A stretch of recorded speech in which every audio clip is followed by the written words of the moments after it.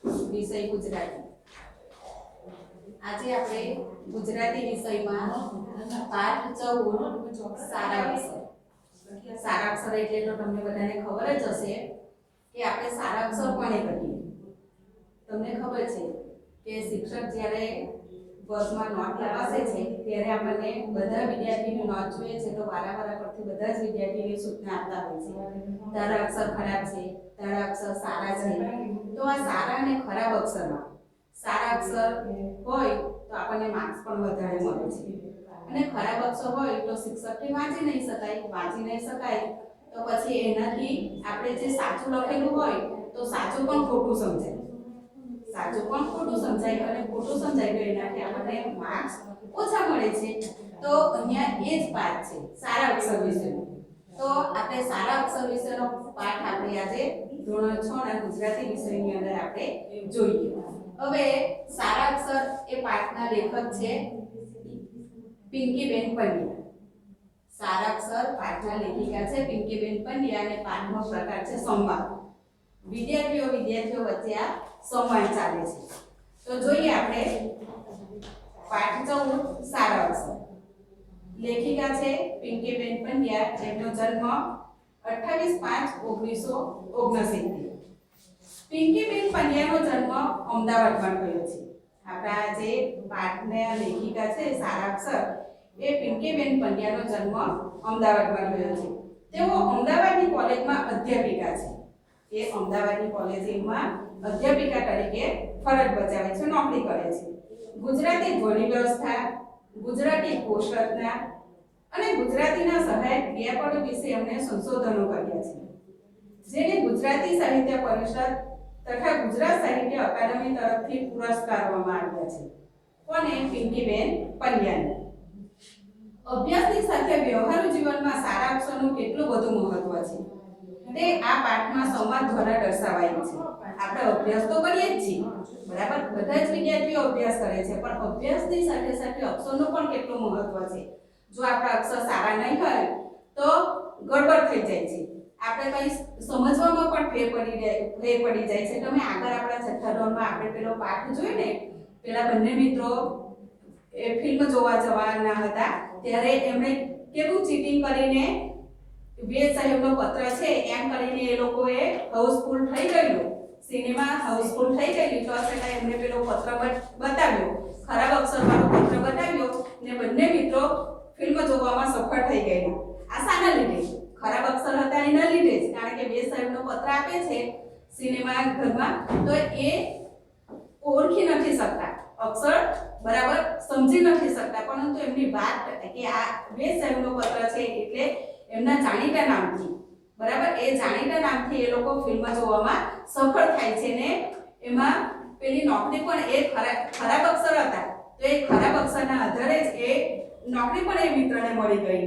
તો આવું જ આ પાઠમાં છે કે આ પાઠમાં સંવાદ દ્વારા બધા મિત્રો વચ્ચેના સંવાદ દ્વારા દર્શાવવામાં આવ્યું છે। ચારજોને બદલે મારજો, શું લખ્યું છે? ચારજો લખેલું છે, તો એના બદલે શું વંચાય છે? મારજો। ત્યારે કેવી ગડબડ થાય ને અર્થનો અનર્થ થાય તે તરફ ધ્યાન ખેંચવામાં આવ્યું છે। સાથે સાથે સારા અક્ષર શક્ય છે ની ચર્ચા પણ સંવાદ દ્વારા કરવામાં આવી છે। તો હાર્દિક શું કહે છે મેહુલને? હાર્દિક કહે, મેહુલ તું તો લેસન કરવા બેસી ગયો, ચલને રમવા, બધા તારી રાહ જોઈએ છે। હાર્દિક મેહુલને શું કહે છે કે મેહુલ તું તો લેસન કરવા બેસી ગયો, ચલને રમવા, બધા રાહ જોઈએ છે। મેહુલ કહે, આ લેસન પૂરું થઈ જાય એટલે શાંતિ નહીં, કારણ કે લેસનની ચિંતા તો બધાને જ હોય, રમવાનું તો દરરોજ હોય, પણ લેસન પછી લેસન આપણે નહીં કર્યું હોય તો બીજે દિવસે સ્કૂલનો ટીચરનો ઠપકો સાંભળવો પડે, એટલે મેહુલ શું કહે છે કે લેસન પૂરું થઈ જાય એટલે શાંતિ નહીં। હાર્દિક કહે, અરે વાહ, તારી નોટના પાના કેવા મસ્ત છે। હાર્દિક શું કહે છે મેહુલને કે અરે વાહ, તારી નોટના પાના કેવા મસ્ત છે, એટલે કે સારા છે, લીસા લીસા। હવે મને ખબર પડી કે સાહેબ કાયમ તારી નોટ જ ક્લાસમાં કેમ બતાવતા હશે। શું કહે છે હાર્દિક મેહુલને કે હવે મને ખબર પડી કે તારી નોટના પાના કેવા છે? લીસા લીસા છે, એટલા માટે કાયમ સાહેબ તારી નોટ ક્લાસમાં બતાવતા હશે, હવે મને ખબર પડી। હાર્દિક મેહુલને એવું કહે છે। હવે મેહુલ શું કહે છે, મારી નોટના પાના લીસા છે એટલે કોઈ સાહેબ ક્લાસમાં નથી બતાવતા. મેહુલ શું કહે છે કે મારી નોટના પાના લીસા છે એટલે કોઈ સાહેબ ક્લાસમાં નથી બતાવતા, પણ મારા અક્ષર સારા છે. શું કહે છે કે મારા અક્ષર સારા છે અને નોટમાં હું છેકાછેક નથી કરતો ને એટલે સાહેબ બધાને બતાવે છે. શું કહે છે એ કે મારી નોટના પાના લીસા છે એટલે નહીં, પરંતુ મારા અક્ષર સારા છે ને સારા અક્ષર દરેકને ગમે. તમે જોજો વર્ગમાં શિક્ષક લખાવતા હોય તો અંદર વર્ગમાં આટા ફેરા મારતા હોય છે, બરાબર. ફેરા ફરતા ફરતા જોઈએ છે કે કોની નોટમાં અક્ષર સારા છે, કોના ખરાબ છે. વારે ઘડીએ તમને શિક્ષક ટોકતા રહે છે કે અક્ષર સારા કાઢો, અક્ષર સારા કાઢો. નીચે પણ તમારી નોટમાં સૂચના પણ લખાઈને આપી હશે કે અક્ષર સુધારો, અક્ષર સારા કાઢો, બરાબર. તો એવી જ રીતે અહીંયા પણ શું કહેવામાં આવ્યું છે કે મારી નોટના પાના લીસા છે એટલે કોઈ સાહેબ ક્લાસમાં નથી બતાવતા, પણ મારા અક્ષર સારા છે ને હું નોટમાં છેકાછેક નથી કરતો. તમે ઘણીવાર જોજો કે ઘણા વિદ્યાર્થી શું કરે, લખે ઉપર છેકો મારી દે. પેન્સિલ હોય તો પેન્સિલથી તો આપણે રબરથી ભૂસી નાખીએ, પરંતુ બોલપેનથી લખેલું હોય તે આપણે વ્હાઈટનર મારવું પડે, કાં તો પછી એના ઉપર આપણે છેકો મારીએ. છેકો મારીએ એટલે ખરાબ લાગે છે, બરાબર. ખરાબ લાગે એટલે છેકાછેક આ નથી કરતો, એટલે સાહેબ બધાને નોટ બતાવે છે. હાર્દિક કહે હા, પણ લીસા અને સરસ પાના હોય તો અક્ષર સરસ જ આવે ને, લખવાની પણ મજા આવે. પણ પછી શું કહે છે કે નોટના પાના લીસા હોય તો અક્ષર પણ સરસ આવે ને લખવાની પણ મજા આવે. મેહુલ કહે લીસા પાના હોય એટલે અક્ષર સરસ આવે એવું નહીં હોય. મેહુલ શું કહે છે કે લીસા પાના હોય એટલે અક્ષર સરસ આવે એવું નહીં, બરાબર. તમે ગમે ત્યાં લખો, આપણા અક્ષર જો સારા હોય તો તમે ગમે ત્યાં લખો, તો બોર્ડ ઉપર લખો કે પછી નોટમાં લખો કે સ્લેટમાં લખો, ગમે ત્યાં લખો. આપણા અક્ષર જો સારા હોય તો અક્ષર સારા જ આવે, એવું કંઈ નહીં હોય કે નોટના પાના લીસા હોય તો અક્ષર સારા આવે. હવે એટલામાં સોનલ આવે છે. સોનલ શું કહે છે, સોનલ કહે અરે હાર્દિક, તને આ મેહુલને બોલાવવા મોકલ્યો અને તું અહીં બેસી પડ્યો. બધા બિલ્લો પણ નક્કી થઈ ગયા છે, બધા તમારી વાત જુએ છે. શું કહે છે, વાત એટલે રાહ. વાત એટલે શું, આપણે કોઈની રાહ જોતા હોઈએ ને એને વાત કહેવામાં આવે છે. એટલે સોનલ આવે છે ને સોનલ પછી શું કહે છે કે મેહુલને બોલાવવા મોકલ્યો અને તું પણ અહીંયા બેસી પડ્યો. બધા બિલ્લુ એટલે મિત્રો, બિલ્લુ એટલે મિત્રો, બધા મિત્રો રાહ જુએ છે. મેહુલ કહે જોને સોનુ, તું જ કે એને આ મારી વાત સમજતો નથી. મેહુલ શું કહે છે કે જોને સોનુ, તું જ એને સમજાવ, એ મારી વાત સમજતો નથી. સોનલ કહે કેમ, શું થયું?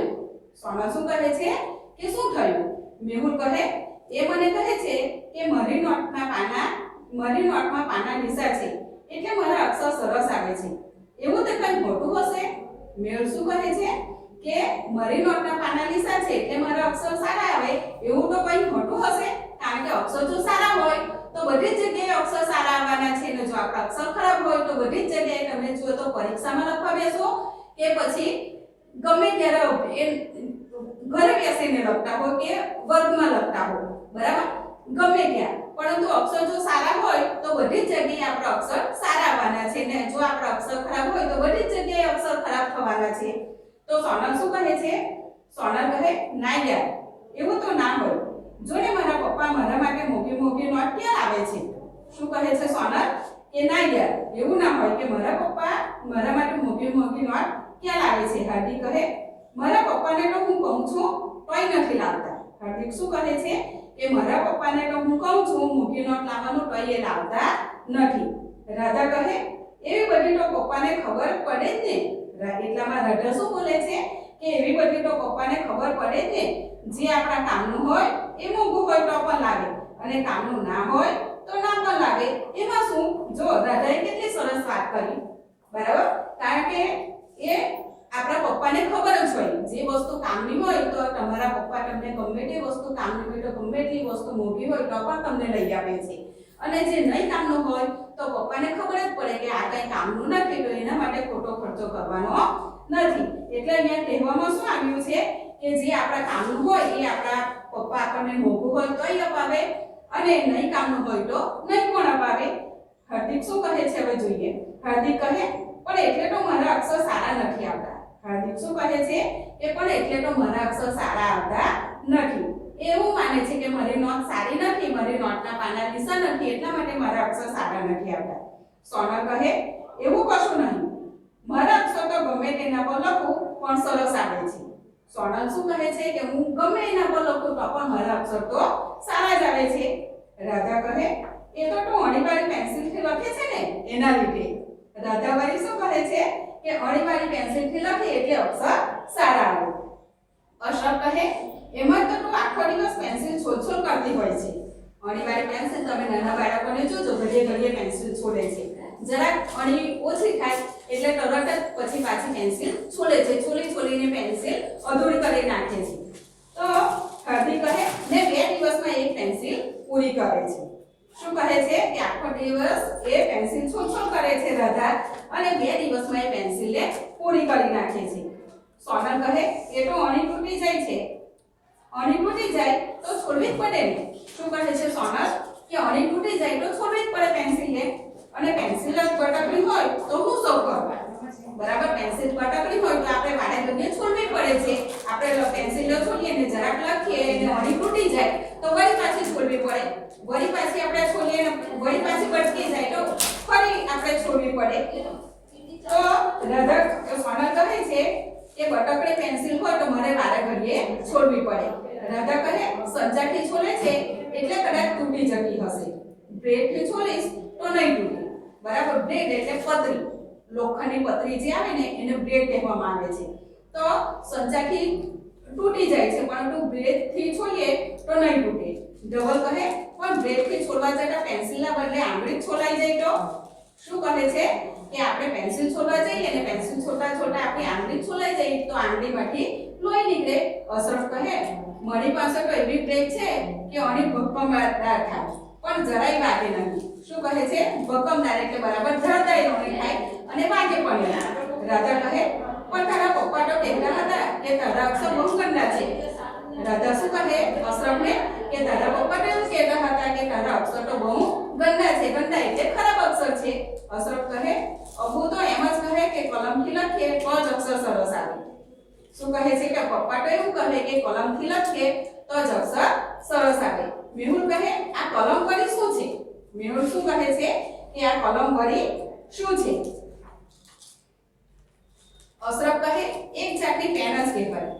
બરોબર કે એવા કશાકની પેન્સિલ જેટલી લાકડીને આગળથી ટીસરી છોડીને એનાથી લખવાનું. બરાબર, એ કલમ આપણે કોને કહીશું કે એને સહીની અંદર બોળીને પછી લખવાનું.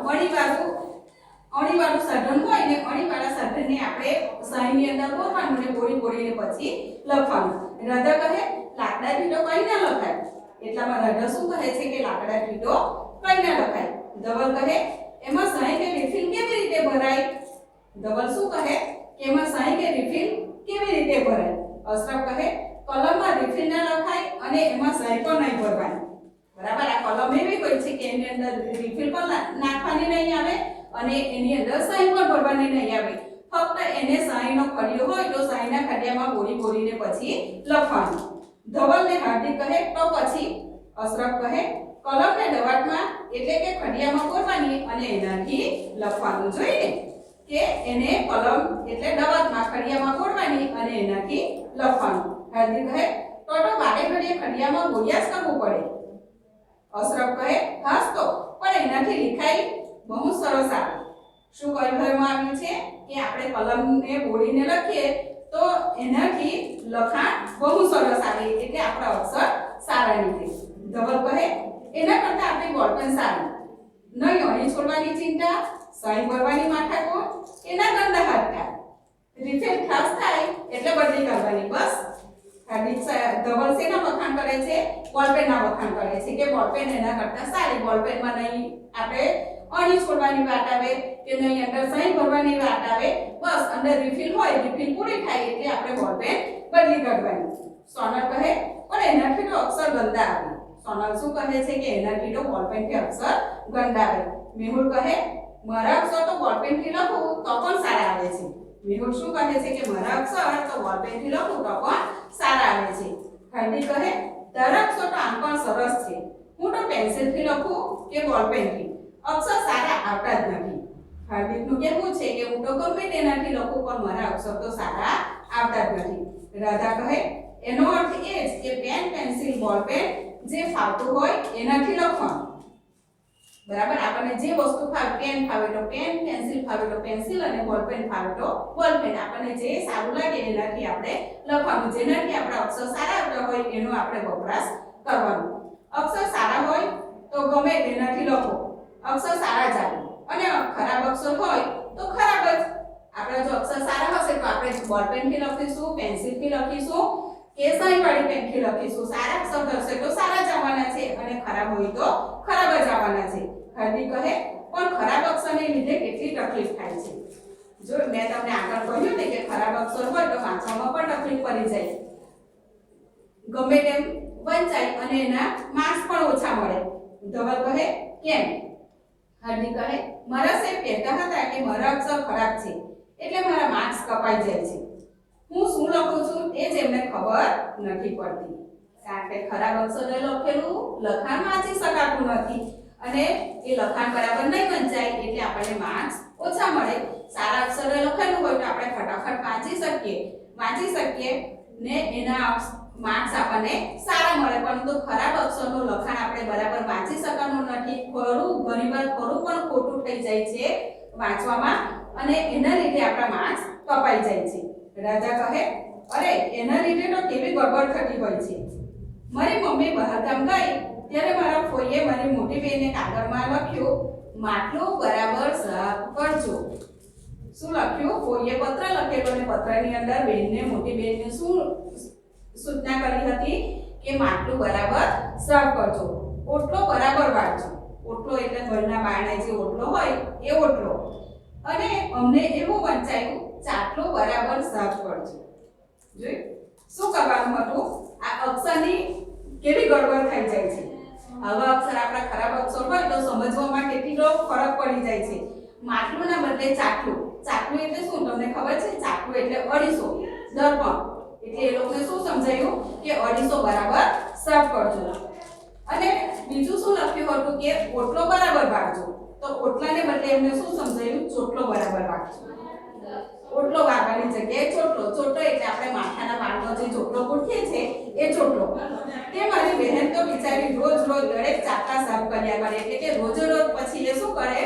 એ ચાટલા સાફ કર્યા કરે, એટલે કે અરીસા સાફ કર્યા કરે। માટલું સાફ કરવાના બદલે રોજ અરીસા સાફ કર્યા કરે અને ટૂંકા વાળમાં ચોટલો વાળવાની કોશિશ કર્યા કરે, કારણ કે અત્યારે તો ટૂંકા વાળની ફેશન છે એટલે બધાના વાળ હંમેશા ટૂંકા હોય તો ટૂંકા વાળમાં એ લક્ષ્ય પ્રેક્ટિસ કર્યા કરે છે, કોશિશ એટલે પ્રયત્ન કર્યા કરે છે એ ચોટલો વાળવાનો પ્રયત્ન કર્યા કરે છે।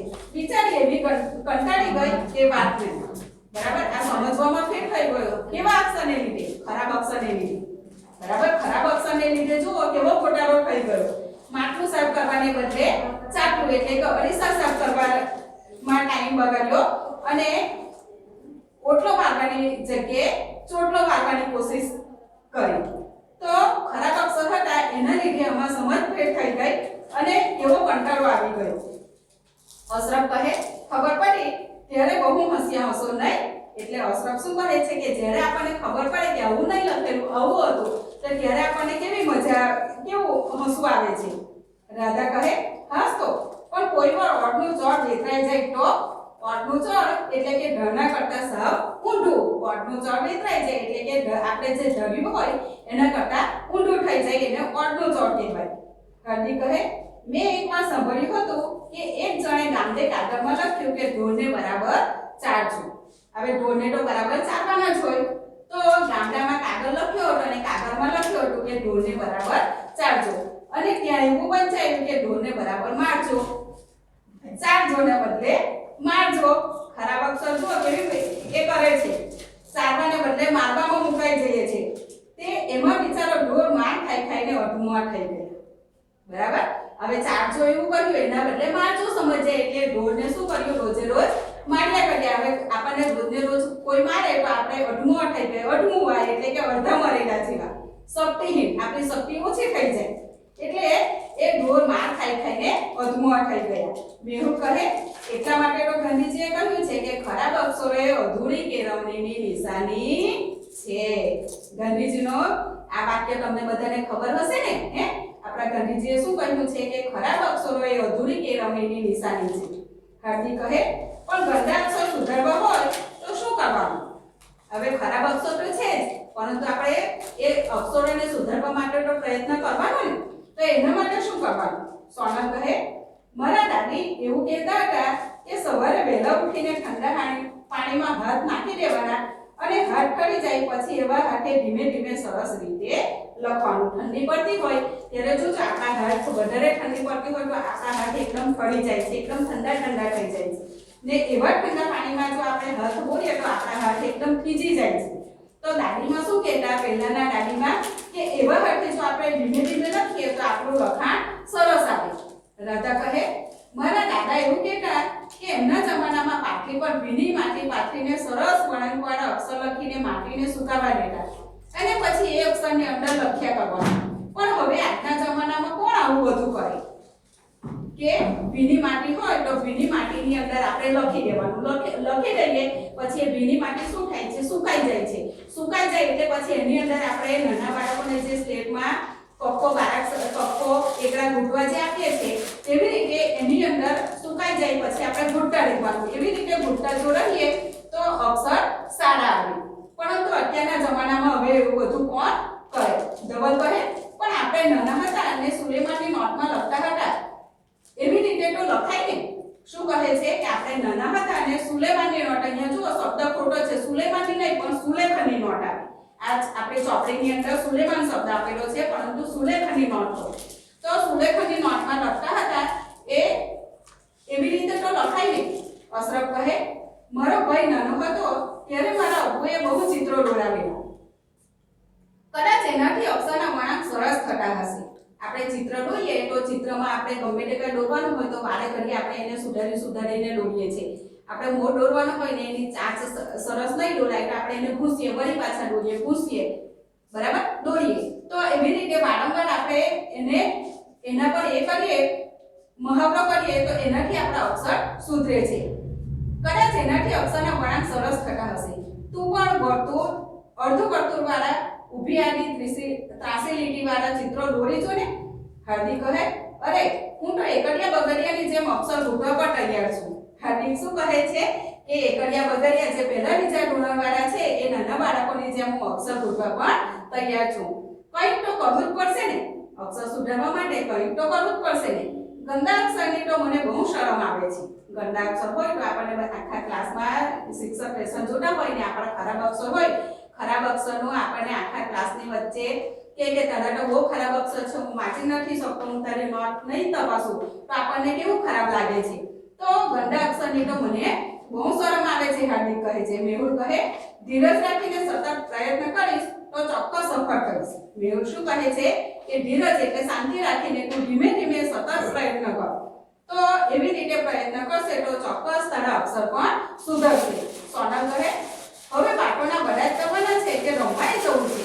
બરાબર, એ લોકોનો રમવા જવાના હતા પણ આ સારા અક્ષરની વાતમાં જ એ લોકોનો બધો સમય નીકળી ગયો. એટલે સોનલ શું કહે છે કે હવે બાળકોના બધા જ કરવા છે એટલે કે નકામી બધી લાંબી વાતો જ કરવી છે. બાળકોના બધા કરવા એટલે નકામી લાંબી વાતો કરવી. કે સોનલ કહે છે કે હવે બાળકોના વડા કરવા છે કે રમવા જવું છે એટલે કે નકામી લાંબી વાતો કરવી છે કે પછી આપણે રમવા પણ જવું છે. મેહુલ કહે હાર્દિક, રાધા, ધવલ, અશરફ હા ચાલો જલ્દી કરો પછી અંધારું થઈ જશે.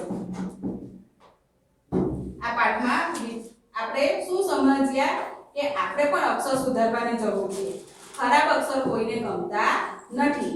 આ પાઠ ઉપરથી આપણને શું શીખવાનું મળે છે કે આપણે અક્ષર સારા કાઢવા જોઈએ. અક્ષર સારા નહીં હોય તો વારંવાર મહાવરો કરવાનો, મહાવરો કરીને પણ આપણે અક્ષર સુધારવાની ટેવ પાડવી જોઈએ. ને ગાંધીજીનું જે વાક્ય છે તે વાક્ય આપણે પુરવાર કરવાનું. અક્ષર સારા કાઢવાની આપણે હંમેશા કોશિશ કરવાની.